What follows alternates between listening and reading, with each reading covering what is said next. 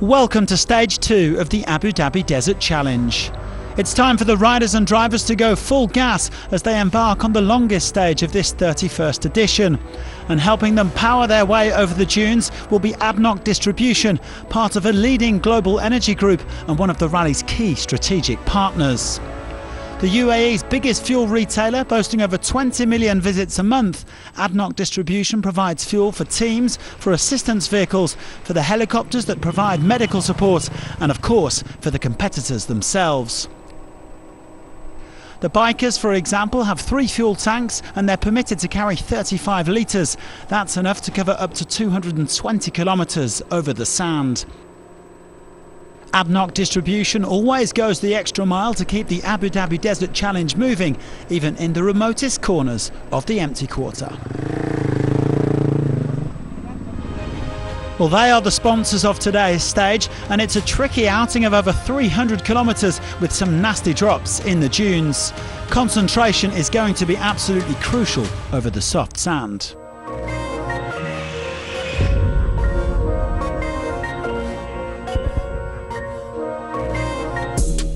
The bikers preparing for part 1 of the marathon stage. No assistance at the bivouac this evening. They would have to make any repairs themselves. Now, Mike Doherty has been the early sensation in Abu Dhabi. The South African privateer went into this stage at the top of the standings. However, he sadly crashed out at kilometre 53 and he's been taken to hospital with a suspected broken leg. We wish a speedy recovery to both Mike and to Bradley Cox. Like his compatriot, Cox also crashed today and injured his knee. Well, Toby Price also had some misadventures on his KTM. The Australian burning his arm on the exhaust pipe when he also took a tumble. Price was able to get checked out at refuelling and he soldiered on. Let's not forget, this is a man who won the Dakar with a broken wrist. He remains within 10 minutes of the overall lead.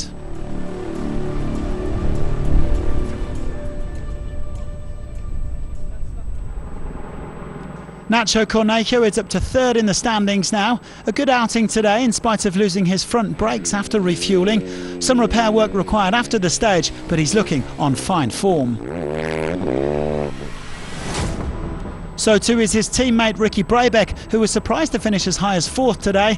The American eased off in the fast early section because he was wary of the drops, but he still cruised into 2nd place overall. Here is our new leader, Kevin Benavides. He spent over 20 minutes with Doherty after his crash, waiting for the helicopter to arrive, and he was of course given that time back at the finish line. The Argentine was 3rd on the day. He now leads by over 4 minutes. It was a good day for the Benavides family all round, as Luciano, Kevin's younger brother, came 2nd. He pushed all day long and he actually thought he'd won the stage. In the end, he missed out by just 39 seconds.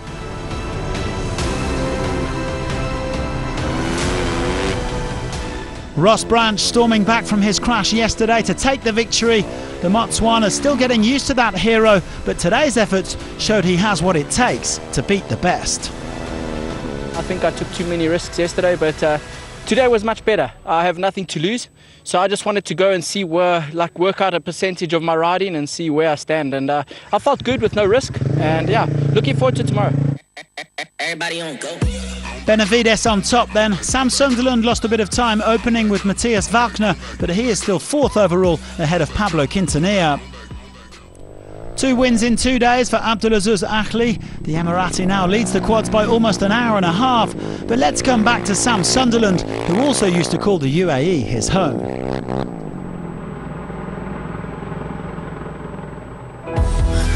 My first rally was there in 2011 in Abu Dhabi, so a lot of cool memories almost 10 years later, and here I am.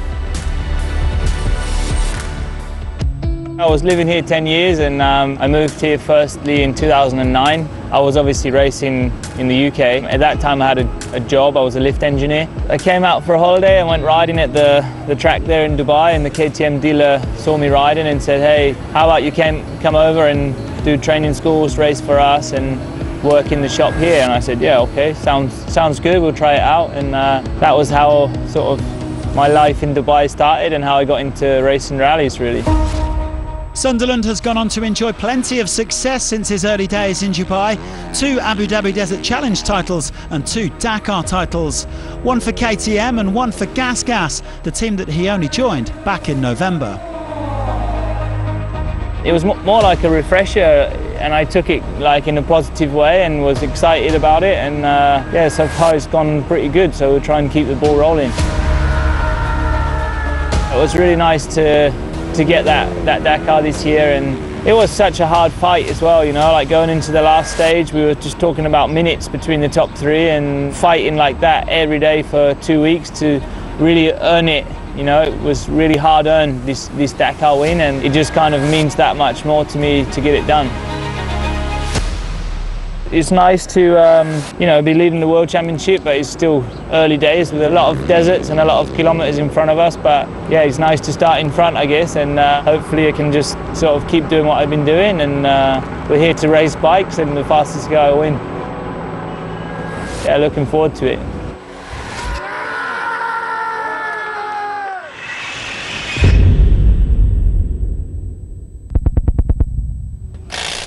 Things could hardly have gone worse for 2 of the biggest names in the cars yesterday.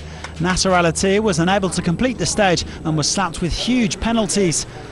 Sebastian Loeb did limp to the finish in 2-wheel drive, but he lost 2.5 hours. No doubt they would both be looking to bounce back today. But not everyone deals with the heat as well as these guys, and it was going to be a scorcher in the Rub Al Khali dunes, with temperatures approaching 40 degrees Celsius.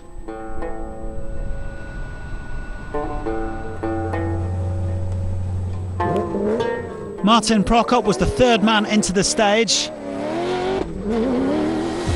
The Czech driver is a former winner of the Abu Dhabi Desert Challenge, and he's definitely a part of the conversation again this year. He was 5th on the stage, and he's within 16 minutes of the lead. Stefan Petterhansel said his Audi lit up like a Christmas tree in today's heat, what with the various warnings on the dashboard. But he and his co-driver Edouard Boulanger still had a smooth run. They only lost a few minutes to their nearest rival, Yazid Al-Rajhi. The Saudi said that he felt no need to take any major risks today, just cruising over the soft sand. 3rd on the stage and still 2nd overall. Loeb was happy with his pace, although he was complaining of a sore neck at the finish line after one heavy landing. Otherwise a good day. Between now and Thursday, he and Al-Attiyah are going to be targeting points for the World Rally Raid Championship. And it was advantage Nasser in this 2nd stage, the Qatari roaring back to win by almost 4 minutes. He's clearly unhappy that he can no longer fight for overall victory, but there are still 5 W2RC points up for grabs for every stage win, and Nasser is keen to increase his championship lead. Now we try to win every day, you know, to take maximum point. Today we did a good job, and yeah, I'm quite happy. Everybody on go. Petterhansel leading from Al-Rajhi and Prokop. Jakub Brzezinski, who said today was a proper Desert Challenge stage, is 40 minutes back in 4th place. Kees Kolen took stage honours in the trucks. His only rival Martin Matchik had serious mechanical issues and was set to lose hours rather than minutes.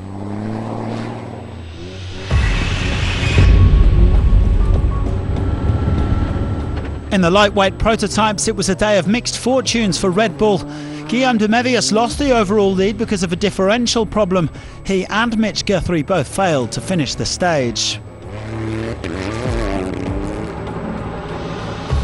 Cristina Gutierrez was suffering with illness yesterday, but she had a better day today, coming 3rd.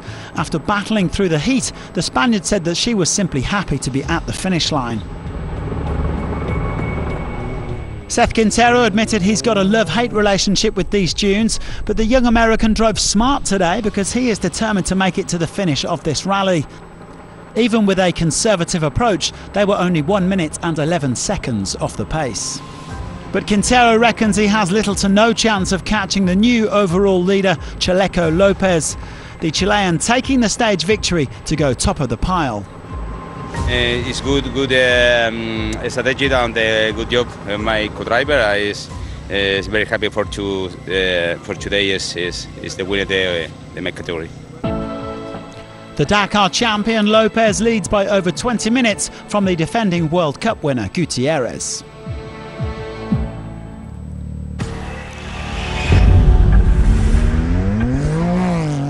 Onto the SSVs, and Michael Goxal looks pretty much guaranteed a podium finish at this desert challenge. The Pole lost 13 minutes today, but his nearest rival for a top 3 spot is over 4 hours back. Rokas Baciuska said this was one of the hardest days of his career, even if he came third on the day. The Lithuanian suffering a bit of car sickness over the early dunes. Go up, down, the mind is conclusion, and he don't understand what's going on. A much better outing for Austin Jones, whose overall hopes were fried by electrical problems in the engine yesterday. No need for him to overdo it then. He had a bit of fun on his way to second place. But this is a man who doesn't know how to take it easy. Marek Goxal taking his second consecutive stage win. He didn't really enjoy the first part of the day, but he felt much more at home in the smaller, more technical dunes at the end. He increases his overall advantage. 9 minutes and 40 seconds now the gap between Goxal and Baciuska. The top 3 are miles clear of the rest.